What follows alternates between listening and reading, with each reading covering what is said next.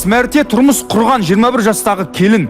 Көремізге, келінімізге алдандық деген ата-аналар келіп көмек сұрауда. Сөздеріне сенсек, қаршадай қыз қалың мал үшін ұзатылып, небәрі бір айдан соң табанын жалтыратқан. Жас қыздың шындығы қандай? Қалың малды қалтасына басқан құдағи тілшімізге қандай шындықты жария етті? Жалғастырайық. 21 жасында 5 рет бет ашылған келіннің анасымен де көреміз тілшілері тілдесті. Жауабын бірге естейік. Отбасы құрғанда 17 жасында алып кетіп қалды, одан қайтып келді да, дұшпан аттарды, дұрыс па? 17 жасында бірінші күнін қай жаққа барды? Ортаққа қашып кетті, одан келді. Ортақ деген осы Түркістан қаласы. Бірінші курста жүргенде. Одан кейін кім? Айнұрдың інісі ма бұл? Жоқ, жаңа айттыңыз ғой, сіз алып қашып кетті бір бала деп. Сол мен қалмадым, келдім, ол балаға да апарып бақтым. Айнұрдың інісі емес бұл. кімді Айнұр деген?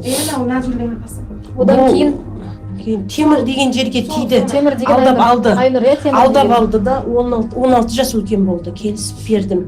Айнұрдың үйінде тұрған жоқ. Екі күн тұрмады. 2 күн көптеу тұрды. Миым айланып кетті қазір да, дәуленім көтеріпті. Оған өзі таңдады, бірақ жасын үлкен қылып айтты.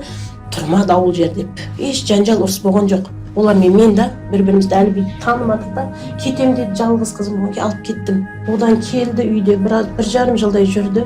Келін төбедін араға біреулер түсіп, жаңағыдай тиісін деді, осындай болған дедім, алам дедім. Келін төбені сіздің қатысыңыз бар деді. Мен қатысым бар. Мен қатысым онда қойшы танысым, тамырым. Ол бала кішкене ғой. құлағы нелеу болатын. Танысым, тамырым ғой, титі мен айтқаныма деп мен берген едім. Одан мұнау жақсы көрмен түбі қайтып келем деді. Бір жарым айдай тұрды ма, бір ай тұрды ма. Той жасады. Той жасады. Беташар болды. Беташар той болды. Бағанағы Айнұр деген Темірге шыққан кезде Беташар болды. Беташар болды. Той болған. Қалың мал берілді. Қалың берілді. Одан кейін осы жазда Жетісайға қашып кетті. Қызым дедім, үйленмеген бала деп жатыр ғой дедім. Ойланшы дедім, мама жақсы көріп тұрмыз бір-бірімізді деді.